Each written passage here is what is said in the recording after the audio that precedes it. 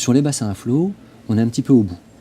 C'est-à-dire que les bassins à flot, c'est un secteur en mutation, de l'industrie qui devient du logement, prioritairement. Et puis derrière, il y a encore des zones d'activité qui restent et qui vont perdurer. Il y a une chaufferie, il y a des locaux qui sont là pour la DDE, des locaux là qui sont là pour la police et qui vont rester.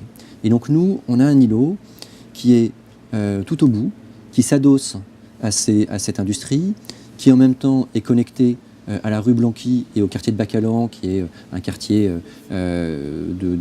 d'ouvriers qui fonctionnait avec l'industrie dans cette zone-là et qui était une zone un peu en dehors de la ville, de l'autre côté des bassins. Et donc on a un projet qui est un peu un projet de transition entre donc, ces bassins à flot et ce quartier.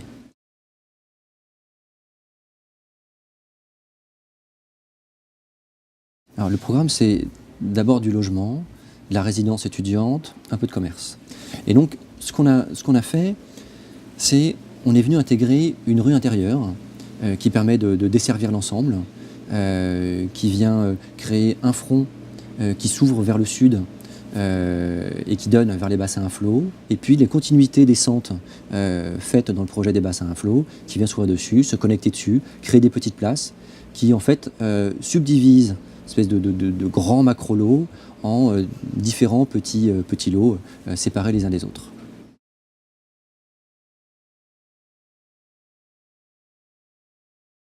On a travaillé sur plusieurs échelles. Tout d'abord, on est parti de l'échelle existante dans le quartier Bacalan, qui est l'échelle de la maison, qui est la première échelle.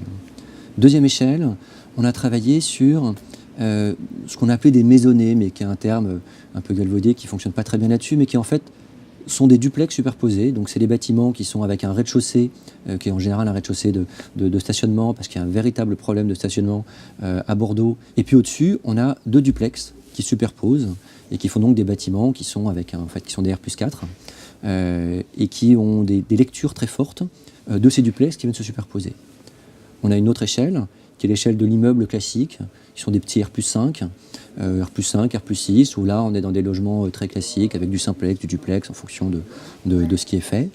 Et puis après, on a un autre élément, là, qui est un élément qui a vraiment été développé par Nicolas Michelin, qui est la question de l'aiguille, qui sont ces éléments un peu plus hauts, qui viennent ponctuer l'ensemble du projet, qu'on a positionné lorsqu'on avait un peu plus d'espace sur des places, au fond des centres, et qui donnent des visions un peu plus lointaines, un, depuis les centres, et puis deux, lorsqu'on est dedans, sur l'ensemble du paysage.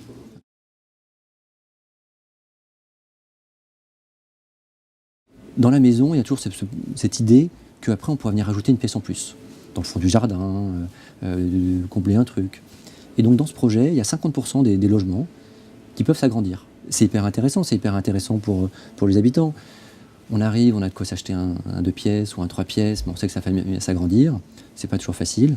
Là, on peut, pour un coût assez faible, puisqu'en fait, après, on arrive sur des coûts de l'ordre de 1 200 à 1 500 € du mètre carré, ce qui est évidemment bien plus faible qu'un prix d'achat classique, à s'agrandir, à rajouter 15 mètres carrés.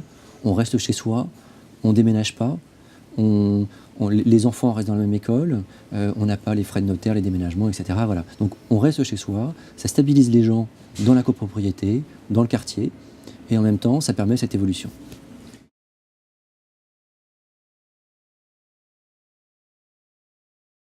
En fait, il y a deux niveaux. Il y a le niveau du sol. Sur le niveau du sol, on a donc les centres, les places, l'espace extérieur qui permet de desservir l'ensemble. Et après, on a les parkings, les stationnements sont à rez-de-chaussée. Et donc l'idée, c'est d'utiliser finalement ce socle à rez-de-chaussée pour redistribuer les logements par au-dessus. Donc on a des escaliers qui nous mènent au-dessus de ces parkings, sur des petites places, des espaces verts aménagés, et qui permettent de redesservir les logements par au-dessus et d'utiliser tous les espaces. Il y a toujours un travail qu'on fait sur comment on accède chez soi et comment le flux finalement quotidien des gens qui viennent chez eux, qui rentrent chez eux, animent les espaces, font vivre les espaces et font en sorte que la copropriété est un lieu, pas uniquement où on va de son parking à chez soi sans se croiser, mais des lieux où les gens peuvent tenter de se rencontrer et inventer là aussi des espaces autres où ils vont avoir des usages auxquels on ne pense même pas encore aujourd'hui.